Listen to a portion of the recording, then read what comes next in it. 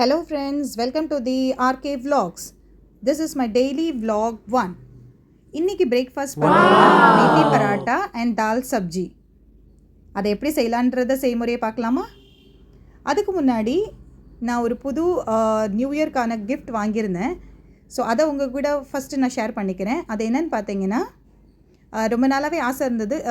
ஒரு கிளாஸ் பவுல், பெரிய பவுலாக இருந்தால் மிக்ஸ் பண்ணுறதுக்கு எல்லாத்துக்கும் நமக்கு எப்போவுமே சாலட் ஆகட்டும், இல்லாட்டி ஏதாவது மிக்ஸ் பண்ணுறதுக்கு அது வந்து ரொம்ப ஈஸியாக கம்ஃபர்டபுளாக இருக்கும். ஆனால் யூஸ்வலாக நம்ம வீட்டில் எல்லாமே நம்ம ஸ்டீல் பாத்திரம் அந்த மாதிரி தானே வச்சுருப்போம். அதுக்காட்டிலையும் இந்த கிளாஸ் வந்து மில்டன் கம்பெனிலேருந்து ட்ரியோ.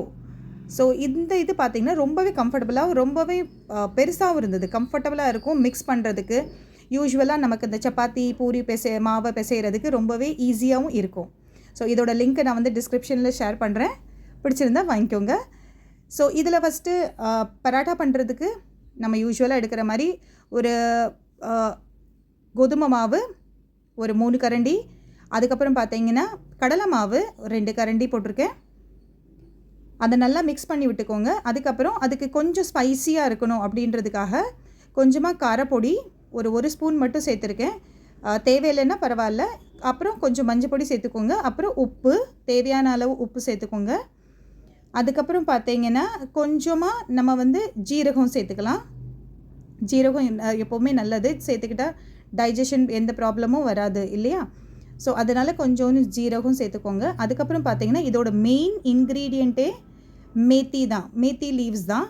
ஸோ இதை வந்து நீங்கள் அப்படியே போடக்கூடாது. எப்போவுமே அதை வந்து க்ரஷ் பண்ணி, அது ஜென்ரல் டிபார்ட்மெண்ட் ஸ்டோரில் எல்லா இடத்துலையும் கிடைக்கும். இதை வந்து எப்போவுமே நீங்கள் வந்து க்ரஷ் பண்ணி தான் போடணும். க்ரஷ் பண்ணி போட்டிங்கன்னா தான் அதோடய ஃப்ளேவர் வந்து ரொம்ப நல்லாயிருக்கும். அதுக்கப்புறம் நம்ம யூஸ்வலாக பிசைகிற மாதிரி, சப்பாத்திக்கு பிசைகிற மாதிரி அந்த கன்சிஸ்டன்சிக்கு நீங்கள் பிசைஞ்சிக்கலாம். ஸோ நல்லா எண்ணெய் விட்டு இல்லாட்டி அதுக்கப்புறம் நெய் விட்டு கடைசியாக பிசைகிறப்போ நான் எப்போவுமே ஒரு ஸ்பூன் நெய் போடுவேன். அதுக்கப்புறம் அது ஒரு 10 to 15 மினிட்ஸ் ரெஸ்டிங் பீரியட் கொடுத்துருங்க.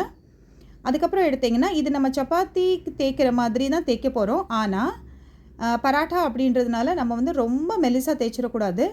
நார்மல் சப்பாத்திஸில் நம்ம கொஞ்சம் மெலிசாக தேய்ப்போம் இல்லையா? அந்த மாதிரி தேய்க்காமல் இதை வந்து கொஞ்சம் மெதுவாக தான் தேய்க்கணும். கொஞ்சம் கெட்டியாக இருந்தால் தான் நல்லாயிருக்கும், அந்த ஒரு டேஸ்ட்டு நல்லாயிருக்கும். அதுக்கப்புறம் பார்த்திங்கன்னா 2 சைடும் நல்லா தேய்ச்சி விட்டுக்கோங்க.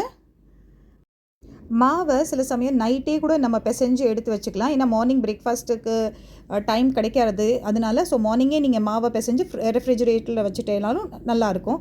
அதுக்கப்புறம் நம்ம ஆஸ் யூஷுவல் நம்ம சப்பாத்தி போடுற மாதிரி தான் 2 சைடும் திருப்பி போட்டு எடுத்துட்டிங்கன்னா அதுக்கப்புறம் நம்ம சூடான மெத்தி பராட்டா ரொம்பவே டேஸ்டியாக இருக்கும்.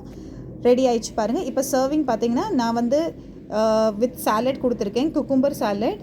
அதுக்கப்புறம் பார்த்திங்கன்னா அதோட சப்ஜின்னு பார்த்திங்கன்னா தால் கொடுத்துருக்கேன். நம்ம நார்மலாக வைக்கிற பருப்பு, பாசிப்பருப்பு, கொஞ்சம் துவரம் பருப்பு அதை ஆட் பண்ணிக்கோங்க. அதில் கொஞ்சம் வந்து கீரை சேர்த்துருக்கேன்.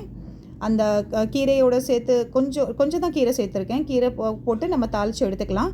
அது ரொம்பவே ஹெல்த்தியாக இருக்கும், ரொம்பவே நியூட்ரிஷனாகவும் இருக்கும். அதுக்கப்புறம் பார்த்திங்கன்னா சைட் டிஷ் பார்த்திங்கன்னா சிக்கன் கிரேவி கொடுத்துருக்கேன். ஸோ இதோடு இந்த மேத்தி பராட்டா சாப்பிட்டு பார்த்திங்கன்னா ரொம்பவே டேஸ்டியாக இருக்கும். கண்டிப்பாக இந்த மார்னிங் பிரேக்ஃபாஸ்ட் உங்களுக்கு பிடிச்சிருக்கும்னு நினைக்கிறேன். ஸோ தேங்க்யூ ஃபார் வாட்சிங் my channel. So subscribe to my channel for more videos. Thank you.